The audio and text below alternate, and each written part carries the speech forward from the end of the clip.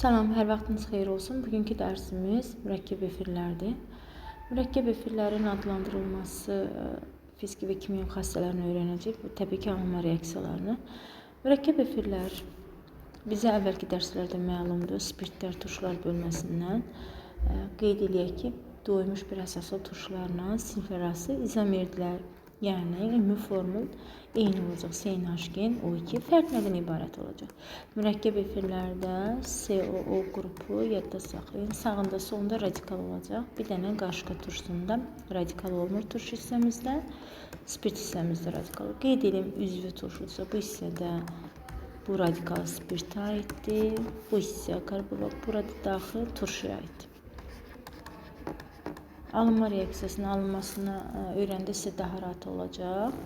Yadınıza gəlirsə, mürəkkəb efirlərin alınması reaksiyası efirləşmə reaksiyası adlanırdı. Turşu və oksigenli turşu, oksigenli turşunu xüsusi yadda saxlayın. Spirt arasında gedən reaksiyadan alınır. Nümunə olaraq, məsələn, xatırlayaq, sirkə turşusu götürürük və ya asetat deyirik. Üzərinə gəlirik spirtimizi. HOH. Xatırlayırıqsa, sxemləşdi, efirləşmə reaksiyasında normalda həmişə turşularda hidrogen əvəz olunur. Burada turşudan OH, spirtlərdən H birləşir. Su alınır. Su da bizdə H2-dur. HOH yəni. Birinci turşu hissəsini köçürürəm. CH3CO qalanları köçürürəm. Yəni bu hissəni köçürdüm. Daha sonra spirt hissəmi oksigen tərəfdən tamamladıq. Bu oldu bizim mürəkkəb efirimiz. Mürəkkəb efir. Gördüyümüz kimi, bax, görürsünüz, bu hissəmiz spirtin radikaldır. Diqqət edin, bu hissəmiz isə turşunun radikaldır. Bəs mürəkkəb efirləri biz necə adlandıracaq? Adlandırılması üçün 3 üsul var. Beynəlxalq tarixi səmərəli. Baxaq, beynəlxalq tarixi bir maddə üzərində üçünü də adlandıracaq uşaqlar. Gəlin, bu şəkildə də yaza bilərik. Yəni, hər ikisini gözünüzü öyrəşsin. Karboksil qrupunu açıq şəkildə də qeyd edə bilərik. Adlandıraq, beynəlxalq adlandıraq. Necə? Duzları adlandıranda birinci metal, sonra turşu qalını oxuyurdu. Məsələn, kalium karbonat. Burada da birinci spirti, sonra turşu hissəsini oxuyacaq. Spirtdə gördüyümüz radikal hissəsi metil deyirik. Metil. Keçdim turşu hissəsinə. 2 karbonlu turşumuz etan turşusu adlanır və sonuna OAT şəkildə əlavə edirik. Etan, OAT. Bu şəkildə adlanır. Maddəmizin adı oldu metil etanoat. Məsələn, başqa nümunə götürək uşaqlar. Qarışqa turşusu da götürə bilərik. HCOH üstəgən CH3 və ya CH5OH. Reaksiyanı necə aparacaq? Sxemiya yadımızda qalsın. OH getdi. Yerdə qalan hissəni birinci turşunu köçürdük, sonra spirt hissəmizi. Bir də mütləq ki, 1 mol su alındı. Bu bizim alınan maddəmiz. Gəlin, indi bunu adlandıraq. Xatırlayaq. Necə başlayacaq adlandırmağa? Vacib deyil, hər dəfə bu şəkildə yazırsın. İkisi də gözünüz öyrəşsin deyə yazıram. Birinci, spirt hissəmizdəki radikal, CH5 radikalının adı etil. Radikal oxuduq, spirtə. İndi turşuya gedirik. Bizim turşumuz metan, bir karbonlu turşumuzun adı xatırlayırsa metandır. Metan və OAT şəkildə əlavə edirik. Metanoat, etil, metanoat. İnşallah ki, çətin deyil. Bu bir cür, yəni istənilən cür versən də eyni. Qaydamız eynidir.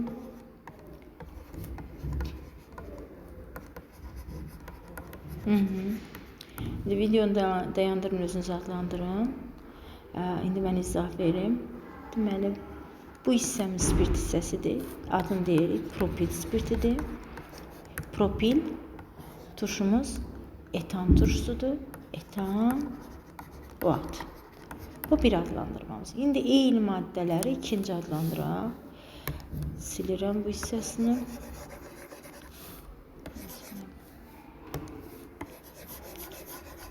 OAT-dan yəqin ki, inşallah ki, aydındır. Keçək. İkinci necə adlandıracaq? O at yox, at şəkilsindən bitəcək. Bu zaman beynəlxalq yox, tarixi adından istifadə edəcəyik. 2 karbonlu turşumuzun beynəlxalq adı etan turşusu, digər adı sirkə turşusu, bir də asetat. Biz asetat deyəcəyik. Birinci yeni spirt hissəsini oxuyuruq.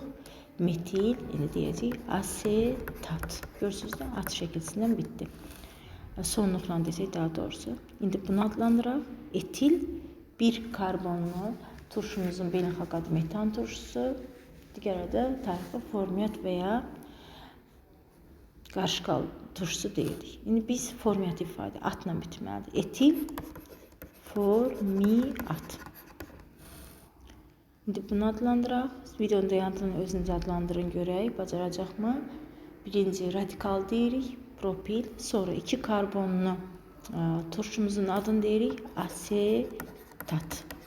İnşallah aydındır. İndi bitirdik at şəkilsindən. Üçüncü səmərələr daha rahatdır məncə bu üçüncü deyəcəyimiz. Necə adlandıracaq? Birinci turşun, bayaq hər iki adlandırmada birinci spirt hissəsini dedik, sonra turşu hissəsini. İndi isə birinci turşu, sonra spirt hissəsini qeyd edəcəyik. Bu gördüyümüz kimi sirkə turşusu deyəcəyik. Sirkə turşusunun spirtimizdə CH2, yəni metanoldur. Sirkə turşusunun metil efiri. Sirkə turşusunun metil efiri. Növbəti ikincini deyək, eyni qayda ilə. Hansı turşudur xatırlayaq? Dedik ki, 1 karbonlu olan turşumuz metan turşusu, formiat və qarışqa turşusu. İndi qarışqa turşusunu deyəcək. Qarışqa turşusunun, yəni tarixi adını dedik turşumuzun etil efiri. Üçüncü, sirkə. Bax, görürsünüz bu sirkə turşusudur. Sirkə turşusunun propil efiri. Beləliklə 3 cür adlandıra bildik. İstəyirsiniz, indi adı verirsin, formunu özümüz tapaq, görək, buradan baxaq, görək. Gəlin adlandıraq. Birinci formulu verib adını tapaq, hər üç forma ilə adlandıraq. Bir də ad verilib, formunu özümüz müəyyənləşdirək. Birinci, necə başlayacaq xatırlayaq. Radikal hissəmizə baxırıq. Radikalımız etildir. Etil. 3 dənə karbonlu turşumuzun adı propandır. Propanoat. Etil, propanoat. İkinci, yenə radikal birinci spirt hissəsindir etil. Bu zaman tarixi adına at şəkilsi. Etil, propion at. Propion at əlavə elədik. Üçüncü turşumuz propion turşusudur, tarixi adı. Propion turşusunun etil efiri. Bu şəkildə adlandırdıq. Növbəti ikinci maddəmizi adlandıraq. Özünüz deməyə çalışın, videonu dayandırın, qulağa özünüz qeyd edin, görün düzmü deyirsiniz. Radikalımız yenə 3 cür adlandırır. Birinci spirt hissəsini deyirəm. Propil spirtidi gördüyümüz kimi. Propil etanoat. Propil etanoat. İkinci propil asetat. Üçüncü sirkə turşusunun propil efiri. İndi gəlin aşağıda yazdıqlarımız adını formaya yazaq. Asetat birinci, həmişə turşu hissədən başlayaq. Asetat turşusu birisində CH3, COOH-dır. İzopropildir. İzopropil asetat. Turşu hissəsini yazdım, indi spirt hissəsində bu hidrogeni silirəm və spirtin radikalı izopropildir. İzopropili yazıram. İzopropil 3 karbonlu ortadakı 2 karbonla birləşdirdim. Əla. Bu oldu bizim efirimiz. İkinci, metil etanoat. Etanoat deyirsə bu turşu hissəmizdə 2 karbondur yenə. Bu bizim turşumuz. Metil dediyinə görə bu hidrogeni metil radikalından əvəz edirik. CH3. Üçüncünü yazaq. Propil formiat. Formiat dediyinə görə qarışqa turşusudur. Yəni 1 karbon turşumuzdur. Yazdım. Propil dediyinə görə hidrogeni nə ilə əvəz edirik? Propillə. CH2, CH2, CH3 və sonra bu da bizim efirimiz. İnşallah ki adlandırma aydındır. Yeterince nümunə verdik. Növbəti keçək izomeriyə. Hansı izomeri mövcud olacaq bizim mürəkkəb efirlərdə? İzomerlik nə deməkdir? Xatırlayaq. Formulu eyni olub, emer eyni olub, quruluşu fərqli olan maddələrə biz izomer maddələr deyirdik. Mürəkkəb efirlərdə də CO qrupunun yerini dəyişməklə biz izomeri əldə edəcəyik. Buna deyəcəyik vəziyyət izomeri. Vəziyyət izomeri, məsələn, nümunə yazıram. CH3, siz qapalı şəkildə yazın. CH2, CH3. Siz bu maddəni də adlandırın. Görürsünüz, turşu hissəmizdə 2 karbon var, yenə spirt hissəmizdə də 2 karbon var. İndi CO-nun yerini dəyişirəm. Bu şəkildə yazacağım. CH3, CH2, COO, CH3. Artıq turşu hissəmizdə 3 karbon oldu, spirt hissəmizdə 1 karbon oldu. Yəni CO-nun yerini dəyişdim. Bunu deyəcək, CO qrupunun vəziyyətinin yerini dəyişməyi əldə etdiyimiz vəziyyət izomeri. Daha sonra bu bir izomeri. İkinci, radikalın quruluşunu dəyişirəm. Məsələn, CH3, CO, CH2, CH2, CH3. Yəni propil radikalı yazdım. İndi spirt hissəsinə toxun. Bunu da qeyd edeyim, turşu hissəsində də apara bilərik, fərq yoxdur.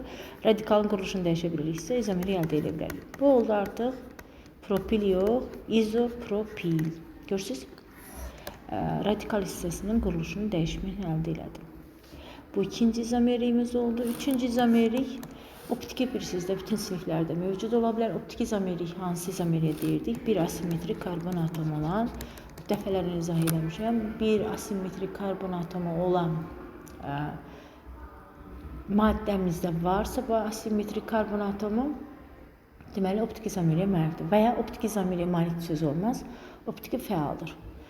Bir karbon ətrafında 4 dənə fərqli atom və ya atomların qrupu birləşməlidir ki, biz ona asimetrik karbon atomu deyək. Axırıncı sinflərarası. Sinflərarası da bilirsiniz ki, əvvəlki dərslərdən bizə məlumdur.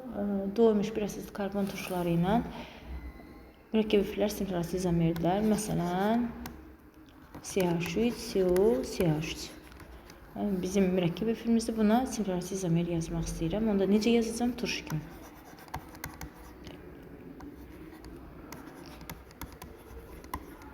Oldu bizim bu iki maddə sinflərarası izomer maddələr.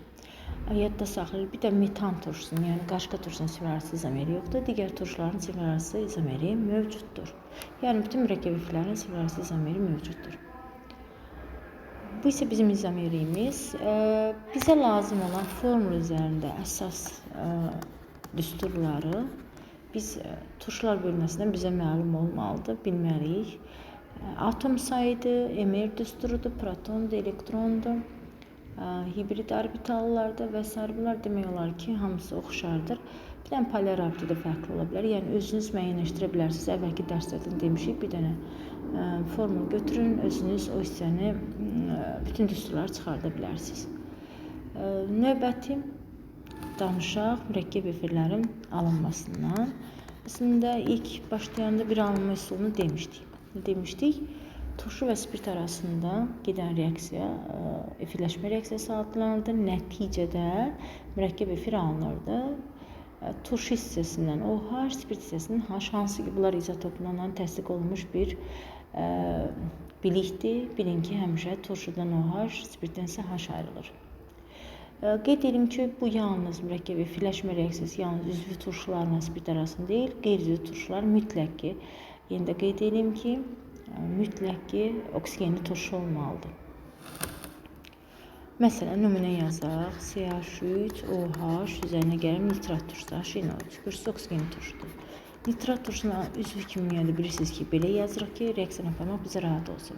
Su ayrılır. Su ayrılması nəticəsində qeyri-üzvü turşularda üzvü turşulardan fərqli olaraq birinci spirt hissəsini yazırıq. Sonra qeyri-üzvü turşumuzu yazırıq. CH3, O, görürsünüz, su çıxardırıq. NO2, bir də su alındı. Bu şəkildə bizim mürəkkəb efirimiz bunu sulfat turşularında və ya digər turşularında da rahatlıqla yaza bilərik. Bu bir alınma üsulu. İkinci alınma üsulu Mürəkkəb efir üstəgəl spirt reaksiyasından. Necə biz qeyri-izoton duz üstəgəl metal reaksiyası var idi, metal metalı əvəz eləyirdi. Burada da eyni qayda ilə gedəcək. Yəni nə baş verəcək? Bizim bu mürəkkəb efirimizdir və üzərinə spirt əlavə edirəm. Eyni spirt əvəz eləyəcək. Bax bu hissəsi spirt idimi? Spirtlə əvəz eləyir.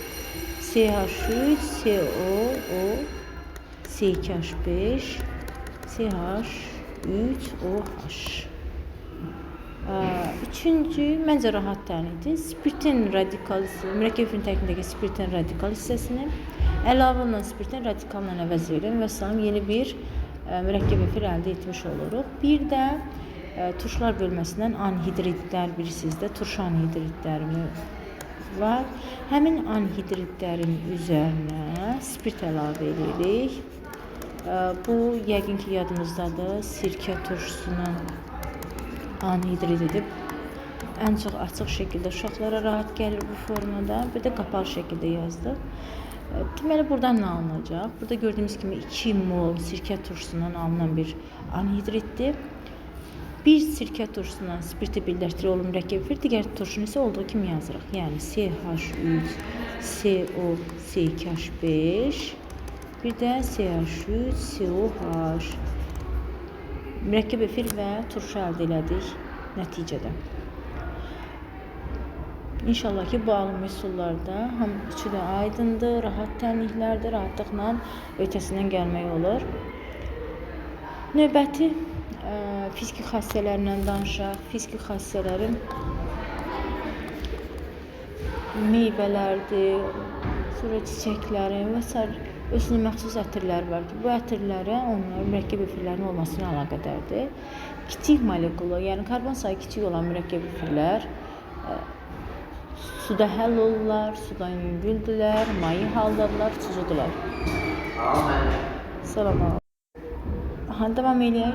Deməli, uçucu, mayi haldadırlar, yadda saxlayırsınız. Uçucudular, sudan yüngüldürlər. Bu hissələrə diqqət edin, çünki fiziki xassədən bir sual düşür. Hidrogen rabitəsi yoxdur. Nə üçün yoxdur? Bax, yadınıza gəlirsə, hidrogen rabitəsini danışan deyirdi ki, üzvü maddələrdə OH, COH, NH2, NH və bu sonluqlarla bitən maddələr hidrogen rabitəsi əmələ gətirirlər. Gördüyümüz kimi mürəkkəb efirlərdə bu sonluqlar yoxdur. Deməli, hidrogen rabitəsi əmələ gətirir. Ona görə də hidrogen rabitəsi bizdə əlavə bir rabitədir, molekul arasında yaranır. Hansı maddələrdə hidrogen rabitəsi varsa, ərimə qaynama temperaturu daha yüksəkdir. Ancaq mürəkkəb efirlərdə uyğun turşulardan ərimə qaynama temperaturu aşağı olacaq, çünki hidrogen rabitəsi yoxdur.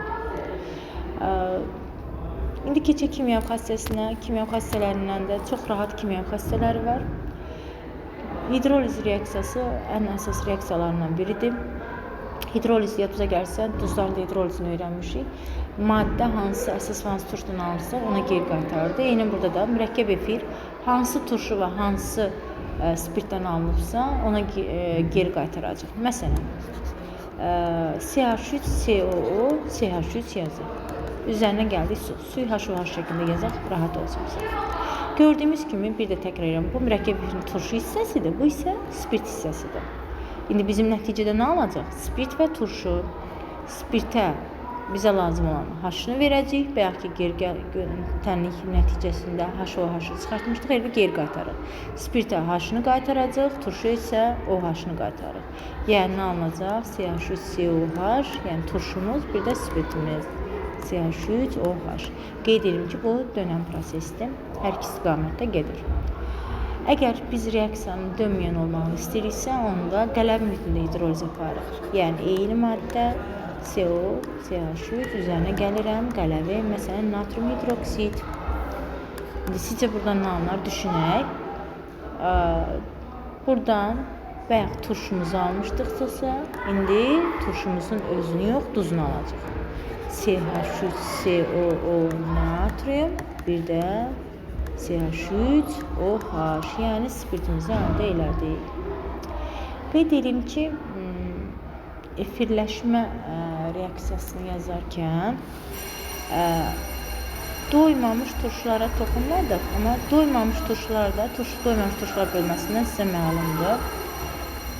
Spirtlərlə efirləşmə reaksiyasına daxil olur. Məsələn, yazaq. Bu turşunun adını xatırın görək. Doymamış turşumuz birinci nümayəndəsi idi. Beynəlxalq adı propen idi, tarixi adı akril turşusu idi. Akril turşusundan metil spirtindən mürəkkəb efir alaq. CH2, CH, qaydamız eynidir. Bilirsiniz, HOH çıxartdıq. COO, CH3, bir də su, H2O. Bir də adlandırın. Videonun saxlanı adlandırın, görün adlandıra bilərsinizmi?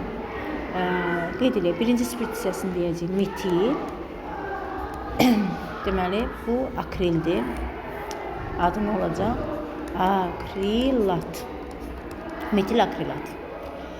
Metil akrilat digər bayaq yazdığımız mürəkkəb efirlərdən fərqli olaraq efirləşə bilər.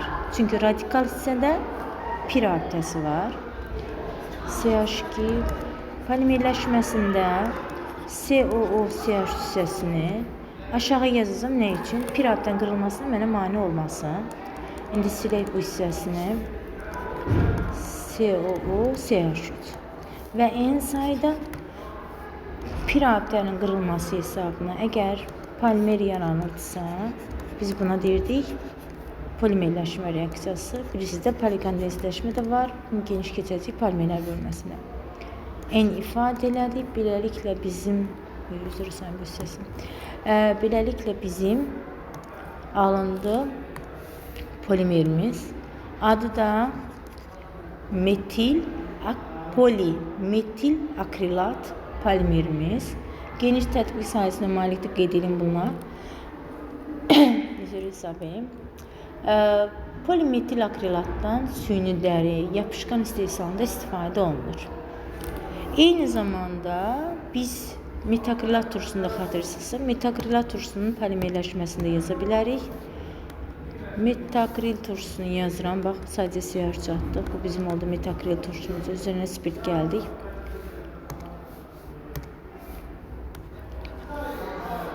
CH3. Deməli, bu reaksiya nəticəsində gördüyünüz kimi metakrilat olacaq artıq. Metil akrilat yox, metil metakrilat. Polimerləşməsində eyni qayda ilə aparacaq. Bu hidrogen, bu CH bizə mane olmasında yuxarı yazırıq. Alındı metil metakrilat. Metil metakrilatdakı yenə bu da geniş tətbiq sahəsinə malikdir. Üzvü şüşə kimi yadda saxlayın. Üzvü şüşə istehsalında istifadə olunur. Başqa diş protezlərinin, saat şüşələrinin və s. istehsalında geniş tətbiq sahəsinə malikdir. Mürəkkəb efirlər bu qədər. İnşallah ki, dərsimiz sizin üçün aydındır.